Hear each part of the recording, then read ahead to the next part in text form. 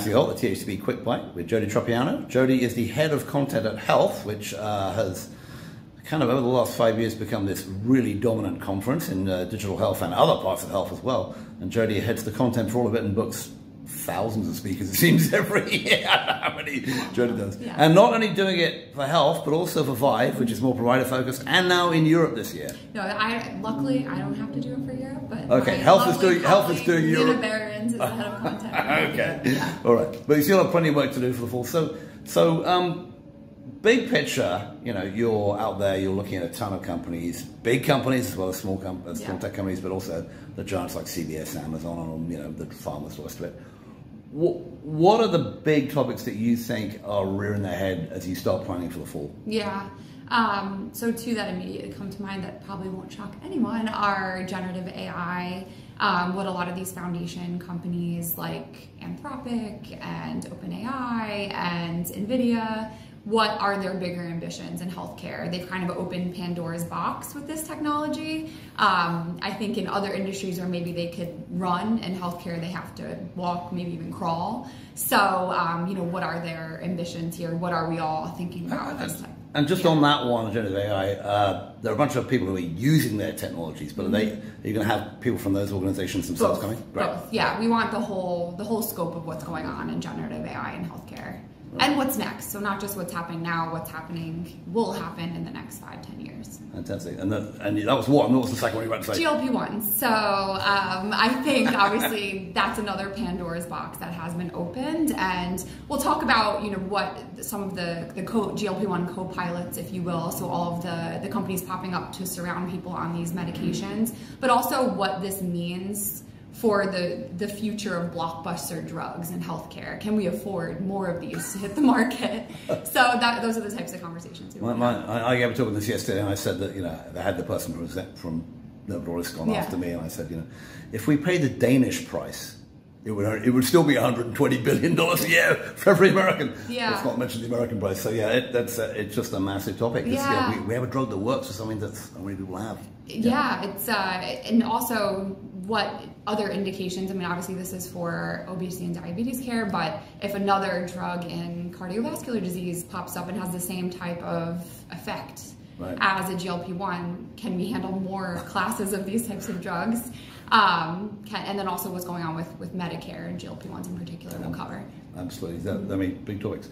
You have, you know, 1,000 people coming trying to speak your stage. You have, you know, 10, 12,000 people coming to the conference. You have a lot of stuff going on. Yeah. Obviously, you have the matchmaking and stuff. But for the main stage and the other sort of concurrent stages, how do you select? What's your process? Yeah. So there's no perfect science to it. I get asked this question a lot. It really depends on the topics that we're covering for the year. So we start with the topics and then we find the experts to speak to those topics. So sometimes the most amazing person just doesn't quite fit on a topic that we're trying to cover for the year. So that's, I guess, criteria number one, fit within the topics we're planning to cover. And then other than that, we look at like who's in the news, who's being covered a lot by media. We want the buzziest companies there. Then, you know, who's coming up next? Who are the next stars in digital health and health tech? Like, who do we think will be the next, I'm scared to say an exact name of a company, so I'll insert company name here. So it's really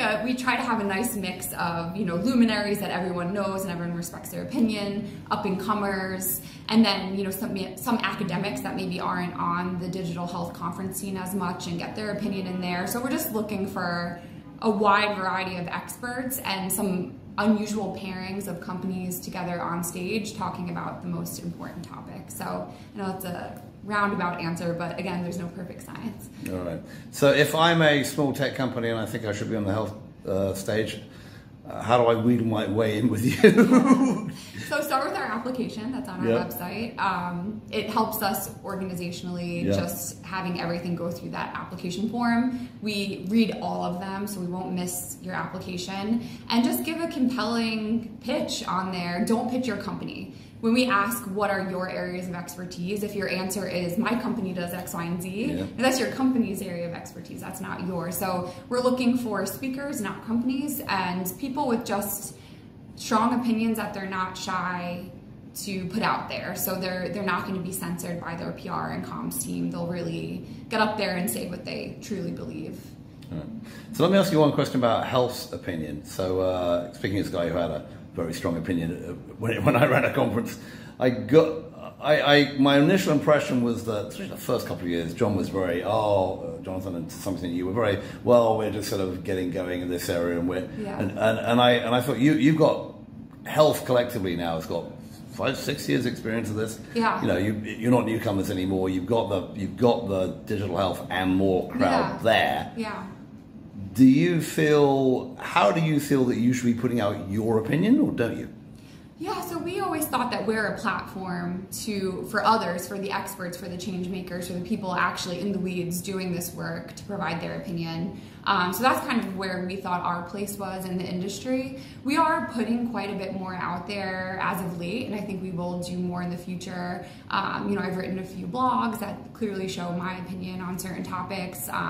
We're out there moderating sessions, but I think the agenda is my opinion in a way. Okay. My team's we're the one researching it, writing it. So just read our agenda. It's almost like my manifesto on healthcare for the year. Okay. And then John's the same. Like John, he wants to leave it to the experts that come to our event. He wants to be the platform. He doesn't want to be the voice. And he's a humble guy. So I'd love to get him out there more. I'm trying to get him to moderate something this year, but TBD. Well, so there are plenty of people with big egos who want to do that stuff already. So. All right, last question. What's your favorite part of health? Of the conference itself, or working? The conference, take it to what you like. But I mean, I'm thinking about the conference. The conference. So, opening remarks when they're done, because I'm so nervous leading up to that. So that welcome reception on Sunday night, I feel like I can let my hair down a little bit and just breathe and say, okay, we got this. We have a successful day under our belt, and we can do this for the rest of the week. But then also, I just think in general, not many jobs out there do you get to see the fruits of your labor like we do. We work so hard all year on this event, and then we get to see it and see everyone enjoying it, and that is it's very rewarding. All right. So I've been talking with Jody Tropeano from Health, and it's just coming up. I don't know the date. October 20th to 23rd in Las Vegas at the Venetian. Thank you. When you run a conference, you know the date implicitly. And, yeah. I don't have to do that anymore. No, I don't have to do that anymore. Who knows? Yeah. All right. I could tell the Health 2.0 date in 2007, but not very helpful anymore. Yeah. All right. Yeah. Jody, thanks so much. Great seeing you. Thank you.